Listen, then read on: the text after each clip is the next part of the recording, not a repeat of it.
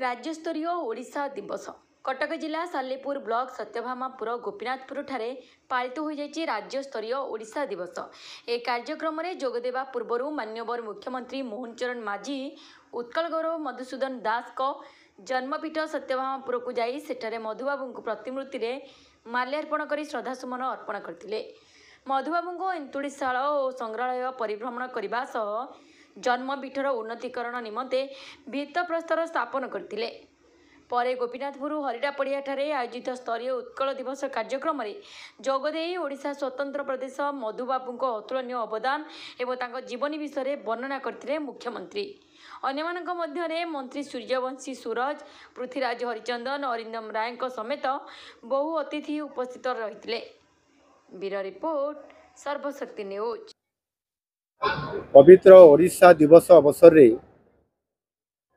ओडिशा तथा विश्वर विभिन्न कोण अनुकोण रहुतबा समस्त ओडिया भाई भणी माननकु शुभेच्छा और अभिनंदन जनाऊछि। जो स्वतंत्र ओडिशा प्रदेश गठन रे जो मानकर स्वतंत्र अवदान रहितला सेही बरपुत्र माननकु मोर भक्तिपूत प्रणाम जनाऊछि। एवं ओडिशा प्रदेश स्वतंत्र ओडिशा प्रदेश गठनर मुख्य बिंधाणी थिले उत्कल गौरव मधुसूदन दास।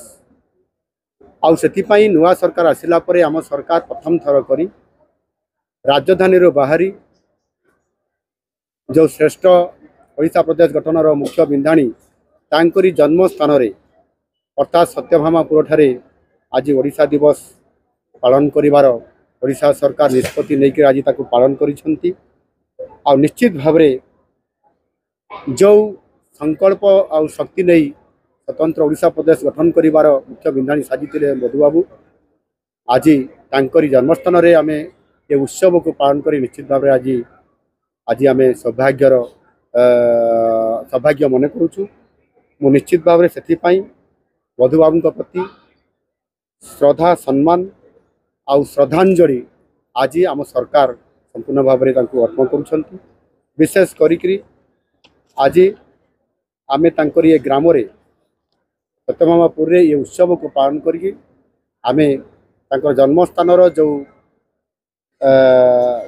जन्मस्थान अच्छी ताकू किभली भाव में यहाँ एक यार सौंदर्यता वृद्धि करने एवं से तांकर जो जो जोठी से कोठी पाठ पढ़ुले कोठी तांकर जन्म होता एंतुड़ीशाल एवं कोठी से पोखरी निर्माण करथिले कोठी पाठ पढ़ुले एवं जो जो काम करुले विभिन्न जो स्थान अच्छी संपूर्ण भाव में एक तांकर जन्मभूमि परिक्रमा आम करी